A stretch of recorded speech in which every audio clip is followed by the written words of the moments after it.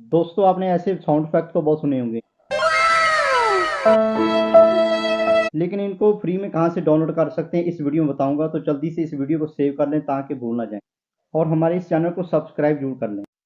इसके लिए आपको गूगल पर सर्च करना है माई इंस्टेंट्स, और उसके बाद आपके सामने ऐसी साइट्स आ जाएंगी। आपको पहली साइट ओपन करनी है। ओपन करते ही आपके सामने बहुत सारे ट्रेंडिंग सॉन्ग आ जाएंगे, जैसे आपको चलाकर दिखाता हूँ। Emotional.